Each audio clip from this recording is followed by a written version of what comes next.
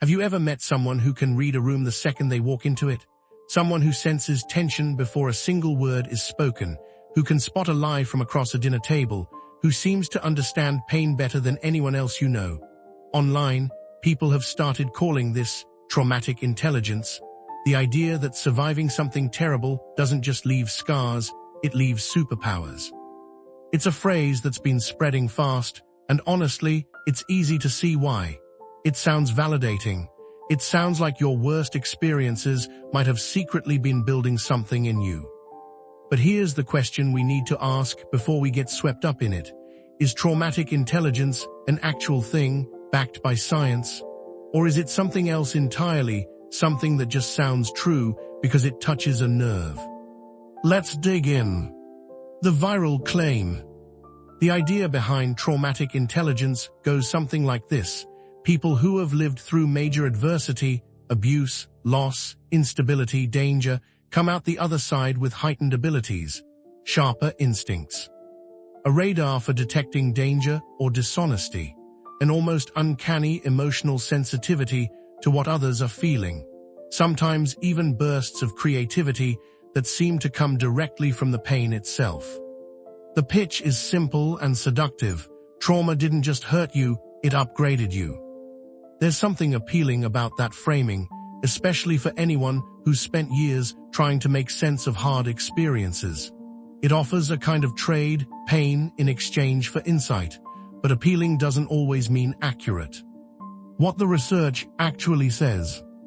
Search any clinical psychology textbook or diagnostic manual, and you won't find traumatic intelligence listed anywhere.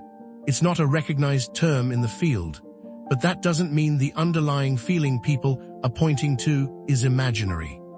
There's a real, well-documented psychological phenomenon that this viral idea is circling around. It's called post-traumatic growth, or PTG. Post-traumatic growth describes the positive psychological shifts that can happen after someone struggles through adversity.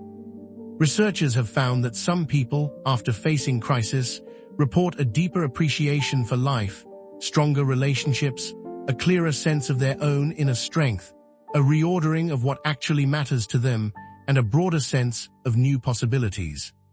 That's real, that's documented. But notice something important. PTG isn't about the trauma itself being good or trauma directly producing skill. It's about what some people are able to build afterward through processing, support, and time. The trauma isn't the gift. The growth that sometimes follows is. The part the viral videos leave out. Here's where things get more complicated and more honest. The abilities that traumatic intelligence content loves to highlight aren't really superpowers. They're survival responses. And survival responses, even when they look impressive from the outside, tend to come with a cost. Take hypervigilance, that sharp, constant awareness of danger some trauma survivors develop. It might look like a gift, like a sixth sense for spotting threats. But underneath, it's often a nervous system stuck in overdrive. It's an alarm system that never fully switches off. Left unchecked, that same gift can show up as chronic anxiety, exhausting sleepless nights, panic responses, and a persistent, gnawing sense that safety is never really guaranteed. Or take that deep, almost radar-like empathy some survivors seem to have. In many cases, that sensitivity developed because a person had to become highly attuned to other people's moods just to stay safe. Reading a room wasn't a party trick, it was self-protection. And that same skill can quietly evolve into poor boundaries, emotional exhaustion, or a tendency to carry everyone else's pain as if it were their own. These aren't gifts wrapped in ribbon. They're adaptations, tools the mind built out of necessity, not superpowers handed down as a reward. A character who embodies this tension. If you want a vivid example of this idea in fiction, think about a character defined almost entirely by hardship, someone whose traumatic past has forged them into an elite survivor. On the surface, they seem unstoppable, unmatched instincts, an ability to predict danger before it arrives, composure under pressure that looks almost superhuman. But look closer, and a different picture emerges. That same character often struggles to trust anyone. They rarely rest. Connection doesn't come easily, if at all. Their skill and their suffering aren't separate. They're the same thing, just viewed from different angles. That's the uncomfortable truth traumatic intelligence content tends to skip past. The sharpened instincts and the deep wounds usually arrive together as a package deal. A more honest way to talk about this.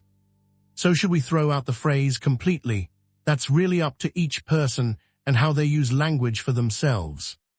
But there's a version of this conversation that's both more accurate and more compassionate. Instead of framing pain as a hidden intelligence, we can recognize it as resilience, something a person had to build, often at real cost, in order to keep going. The instincts, the sensitivity, the sharpened awareness, these aren't magical rewards. They're tools someone forged while trying to survive a fire they didn't choose to walk into. Naming that cost isn't pessimistic. It's the first real step toward healing for the people we care about and for ourselves. It lets us hold onto respect for someone's strength without romanticizing the pain that created it.